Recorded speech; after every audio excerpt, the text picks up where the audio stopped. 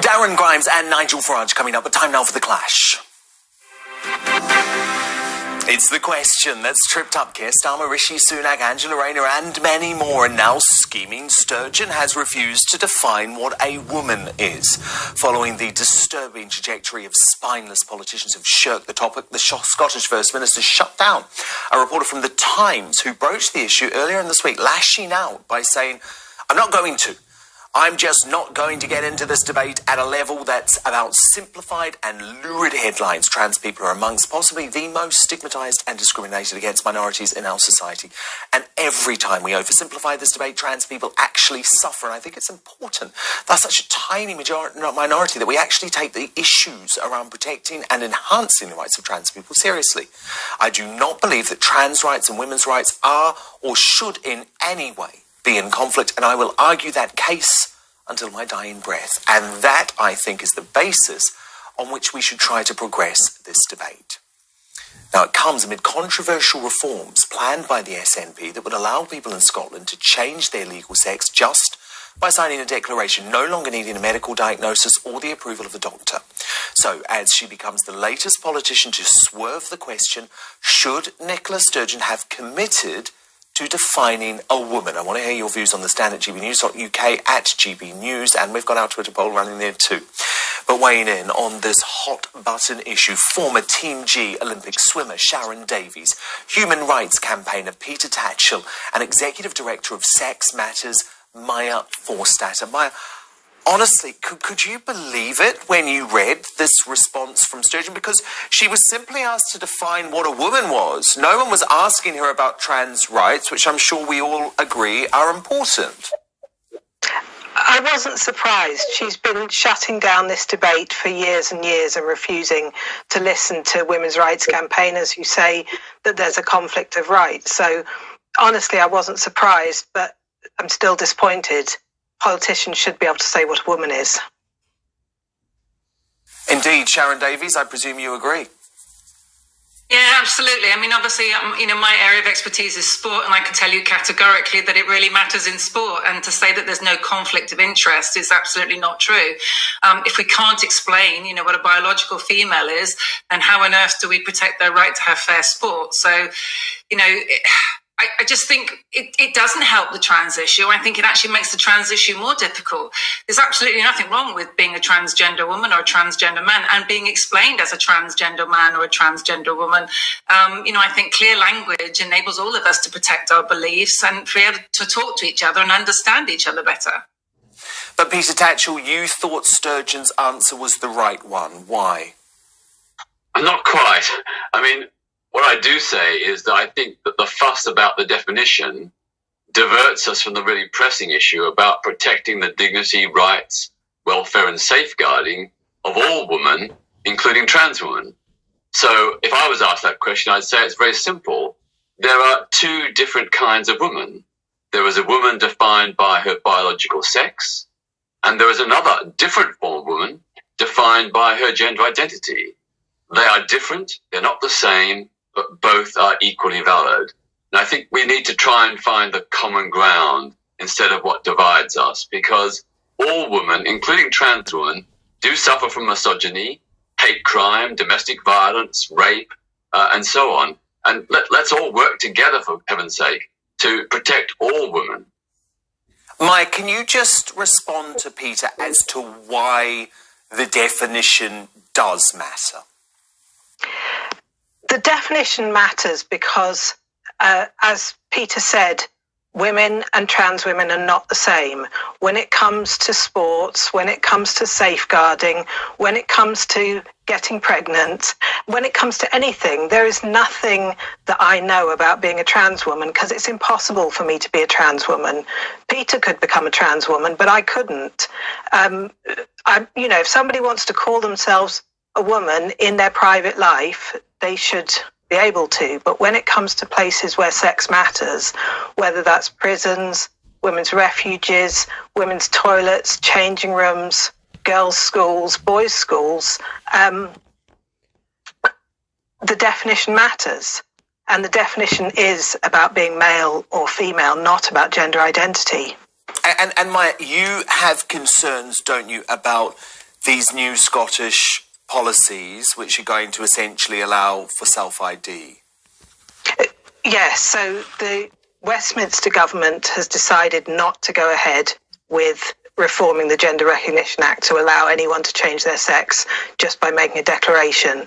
But the government in Edinburgh wants to go ahead with this year, and their proposal is to allow a child as young as 16 to change their legal sex after having thought about it for just 3 months. They will be able to apply, and 3 months later they would be able to have their legal sex changed without ever seeing a doctor, without ever having their mental health assessed, without ever having anyone go through with them why they're feeling this way and whether it really is a long-term decision that they want to make at the age of 16. Is that right? That Sturgeon policy? That's what the Scottish Parliament... No, I completely understand, but I'm Peter, that you think that policy is the right one. Well, the proposal for self-ID is not simply signing a declaration, it is signing a statutory declaration in front of a justice of the peace or a solicitor or some other qualified professional, which has the legal force of law.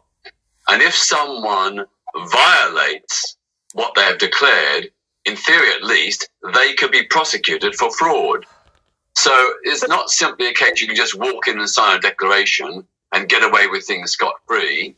Moreover, obviously, I understand the concerns that some women have, and I sympathise, but I think that you will find that the vast majority of women who want to go through this process are already living commendable, laudable lives as trans women.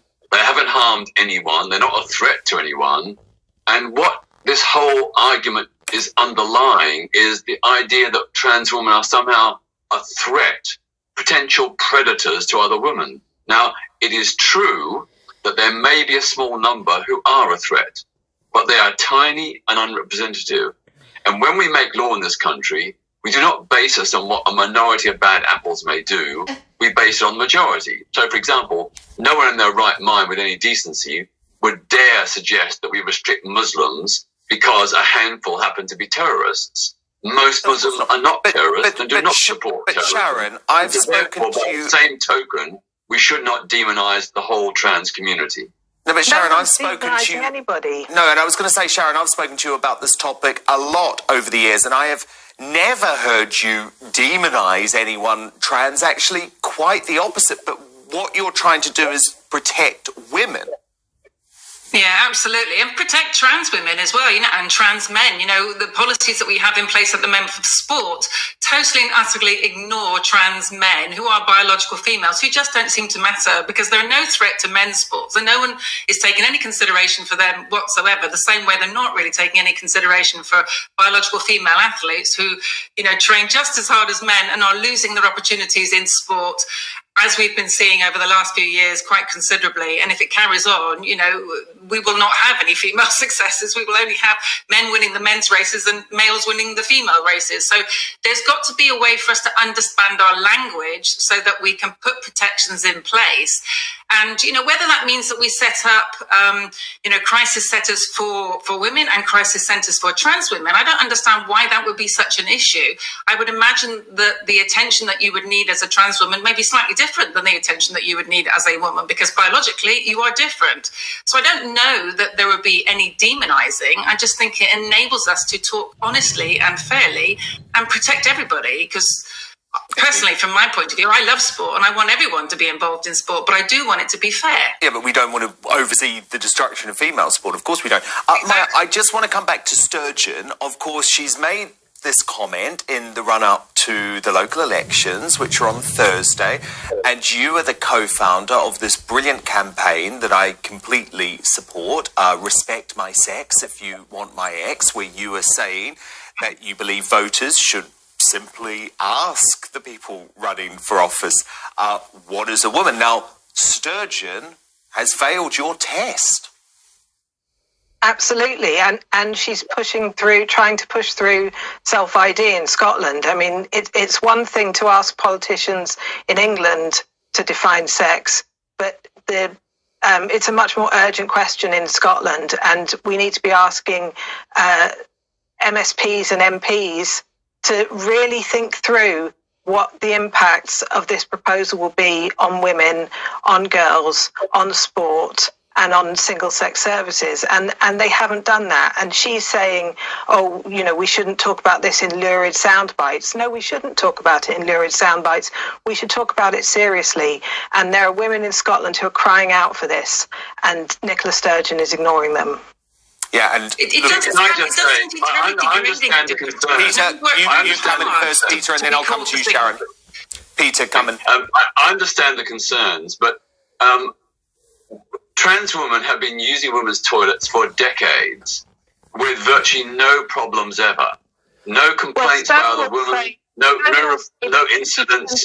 The idea that a man would dress up as a woman and use self-ID as a way of getting into a woman's toilet, I think is a bit fanciful. Okay, may your response to that? Bad things to women would just go ahead and do them. And I think I've got a friend of mine... Peter, just let Maya respond to that. Peter, just let Maya respond to that specific point. And she has had trans women in that women's centre with the agreement of both the staff and the clients for 5 or 6 years. Peter, just hold up 1 second. Just let Maya respond to that specific point.